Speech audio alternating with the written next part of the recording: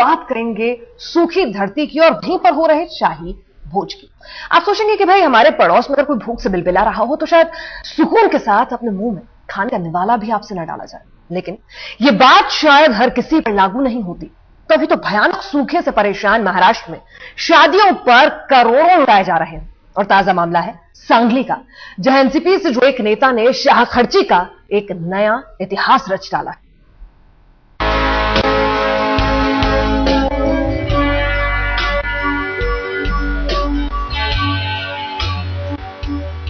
शादियां आपने बहुत देखी होंगी, आज ये भी देख लीजिए। रोशनी की चमक और खुशियों की दमक तो हर शादी में होती है, मगर इस शादी में पैसा इस कदर बहाया गया जिसे जान सुनकर बड़े बड़े रईस भी शर्म से गिर जाएं। जगमगाते शामियाने, चकाचौंध करती रोशनी,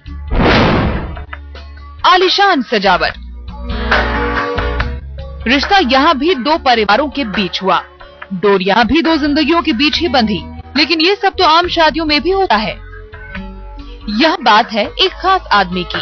शादी थी एनसीपी से जुड़े सांगली के मेयर इदरीस नाइकवड़ी के बेटे की।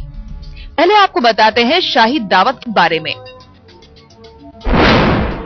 3000 किलो मटन, 3000 किलो चावल, 1 लाख पानी की बोतलें। आप सोच रहे होंगे कि आखिर 3000 किलो मटन और 3000 किलो चावल की दावत में लोगों की तादाद कितनी होगी? तो सुन लीजिए, कम से कम 1 लाख लोग इस शादी में लजीज पकवानों की दावत उड़ाने पहुंचे। तभी तो मेयर साहब ने 1 लाख पानी की बोतलों का इंतजाम किया था। पानी की तरह पैसा बहाने का ये शौक उस सांगली में फरमाया गया जहां अकाल से त्रस्त जनता बूंद बूंद पानी के लिए तरस रही है। इसी सांगली के ग्रामीण इलाकों में हाल इतने बुरे हो चले हैं कि पानी का टैंकर आता है तो लंबी लंबी कतारें लग जाती हैं।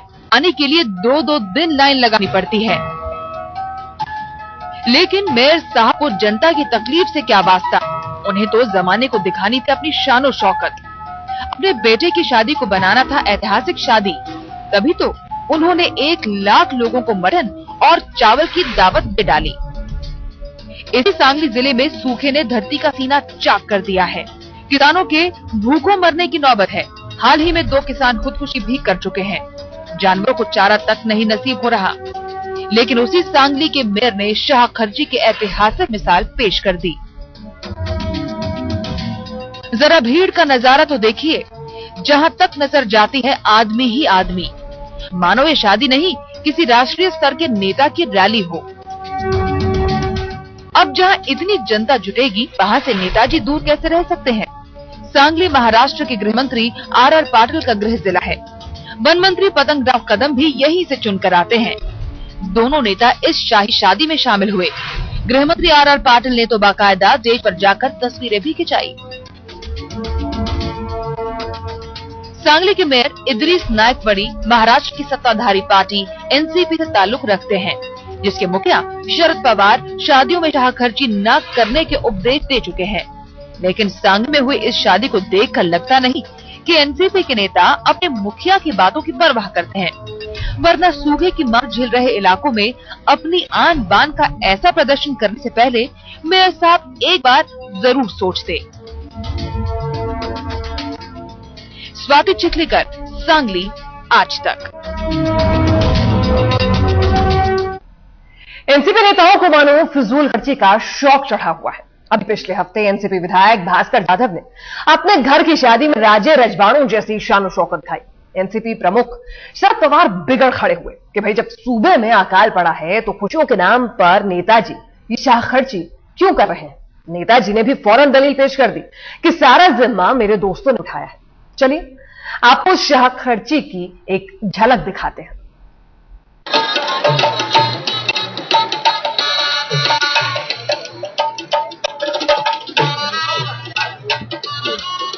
सोने की तरह दमकता ये राजमहल सिर्फ एक शाम के लिए तैयार किया गया। ये दरअसल शादी के लिए बनाया गया मंच है। रंग बदलती रोशनी, लेजर की किरणों से जगमगाता माहौल और कदम कदम पर बिखरे रईसी के निशान। पिछले हफ्ते ये शादी रत्नागिरी के चिपलून शहर में महाराष्ट्र के नगर विकास राज्य मंत्री और एनसीपी विधायक भास्कर जाधव के घर हुई। मंत्री जी के बेटे और बेटी की शादी में चंद घंटों की खुशियों के लिए लाखों की रकम लुटा दी गई। सांगली के मेयर के घर हुई शादी की तरह भास्कर जाधव के घर की शादी में भी मेहमानों की भारी भीड़ उमड़ी थी। मेहमानों में मुख्यमंत्री पृथ्वीराज चौहान और उप मुख्यमंत्री अजीत पवार से लेकर तमाम नेता और मंत्री शामिल थे। ये उसी महाराष्ट्र की जनता के नुमाइंदे हैं जहां एक बड़ा इलाका भयानक सूखे से जूझ रहा है। एक तरफ दाने दाने को मोहताज जनता है, दूसरी तरफ शादी ब्याह के नाम पर शान दिखाते नेता। एक तरफ प्यास बुझाने के लिए पानी मिलना भी दुश्वार, दूसरी तरफ जश्न मनाने के लिए 1 लाख बोतल पानी। खैर, भास्कर जाधव की शाह खर्ची को लेकर सवाल उठे तो मंत्री जी ने फौरन अपनी लंबी चौड़ी हैसियत और समर्थकों की फौज का वास्ता दे दिया। कहने लगे, सारा जिम्मा तो उनके दोस्तों ने उठाया है। मेरे पास मेरे 25-30 साल से जो फ्रेंड्स हैं, जुड़े हुए हैं, मैं तो कुछ नहीं करता। वो हजारों लोग वो ग्राउंड पे कूद कर दिन रात काम कर रहे थे, इसीलिए ये फंक्शन बढ़ा। जल्द ही बात एनसीपी अध्यक्ष और केंद्रीय कृषि मंत्री शरद पवार तक जा पहुंची। एक तो खेती किसानी की जिम्मेवारी, ऊपर से कृषि मंत्री का ओहदा। पवार भले क्या कहते, उन्होंने फौरन नाराजगी दिखाई और शाह खर्ची पर लगाम लगाने का भाषण झाड़ दिया। साहब रात को मीटिंग करके चले गए, लेकिन मुझे ये मालूमात है 3000 ऊपर कुछ करोड़ की मदद उसमें मांगी है। अभी पहली मदद आई 778 करोड़ की, वो आई खरीद के लिए। अभी की मदद मांग रहे वो रब्बी में जो गांव 50 पैसे के अंदर आए हैं उनके लिए ये मदद मांगी है। पवार साहब के कुछ प्रिंसिपल्स होते हैं जी। और वो प्रिंसिपल को ये मेरा सब शादी बड़ी होने के कारण थोड़ा धक्का लगा, इसलिए उन्होंने नाराजगी जताई। मैंने खुद इमीडिएट उनकी माफी मांगी है, पूरी महाराष्ट्र स्टेट की माफी मांगी है। ये आपने ठीक कहा जाधव साहब, माफी मांग ली, बात खत्म। लेकिन जनाब, यहाँ बात अपने पार्टी के मुखिया से माफी मांगने की नहीं है। जवाब मांग रही है महाराष्ट्र की जनता, जवाब मांग रहा है ये देश। एक तरफ महाराष्ट्र के सूखाग्रस्त इलाके की मदद के लिए राज्य सरकार केंद्र के सामने झोली फैलाई खड़ी है, दूसरी ओर उसी महाराष्ट्र के नेता शादी और बर्थडे की पार्टियों पर करोड़ों रुपए ऐसे फूंक रहे हैं मानो उन्हें किसी की परवाह ही ना हो। आज तक ब्यूरो। महाराष्ट्र में शादी पार्टियों में हो रही शाह खर्ची पर सवाल इसलिए भी और ज्यादा जरूरी हो जाता है क्योंकि इस वक्त मराठवाड़ा का पूरा इलाका सूखे की मार से सूख रहा है। न खाना है, न पानी, न रोजगार और न ही सरकारी मदद का भरोसा। ऐसे में सत्ताधारी पार्टी के नेता और मंत्री शाही भोज करेंगे तो जनता सवाल तो पूछेगी ही। आइए आपको दिखाते हैं महाराष्ट्र के सूखाग्रस्त इलाकों का सूरत हाल। सूरज की पहली किरण के साथ इस जमीन पर जिंदगी की लड़ाई शुरू हो जाती है। मराठवाड़ा की इस धरती से इस साल इंद्र देवता ने मुंह मोड़ लिया और लगभग ना के बराबर बारिश ने इस पूरे इलाके की खेती को भारी नुकसान पहुंचाया है और खूबसूरती को उजाड़ फेंका है। इस वक्त हम लोग मौजूद हैं महाराष्ट्र के मराठवाड़ा इलाके के बीड जिले में, जहां पे मोर और हिरन रोज देखे जा सकते हैं। इस पूरे इलाके में बहुतायत संख्या में मोर और हिरन मौजूद हैं, मगर सूखे की सबसे ज्यादा मार इन्हीं पशु पक्षियों पर पड़ी। इस रिपोर्ट में हम आपको दिखाएंगे कि कैसे एक आम आदमी, एक आम किसान इस सूखे की लड़ाई से लड़ रहा है। गांव में लोग बूंद बूंद पानी के मोहताज हो गए। जालना और बीड जिले में ज्यादातर जलाशय सूख गए।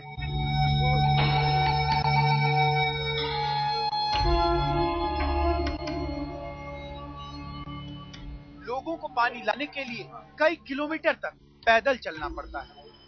पीने का पानी तो दूर से लाना पड़ता है, 2-2 किलोमीटर से लाना पड़ता है। एक कैन रहता है 20 लीटर का, वो भर के लाना पड़ता है पीने के लिए।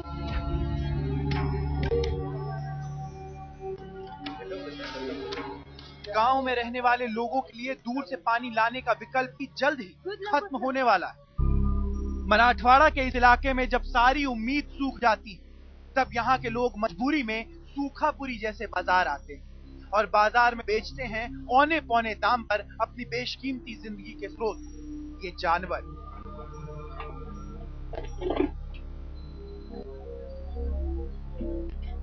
लेकिन सूखापुरी आकर भी जिन जानवरों की किस्मत सूखी रह जाती है, जिनके भूखे पेटों को चारा खिलाने वाला भी नहीं मिलता, वो कटने के लिए कसाई खाने पहुंचा दिए जाते हैं। जो जानवर बना रहे वो एक एक बेचते हैं, ऐसा जैसा लगता है वैसा वैसा। आपने कितने जानवर बेचे? मैंने 5 जानवर बेचे। गाय तो कामधेनु है, जो कट गई उसने तो अपना कर्ज चुका दिया, लेकिन जो बच गई वो बिना कटे तिल तिल कर वो कष्ट भोगने को मजबूर हो जाएगी।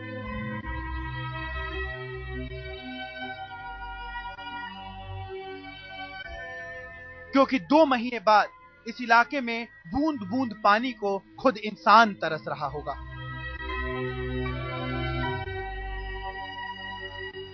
आदित्यमन, मराठवाड़ा आज तक।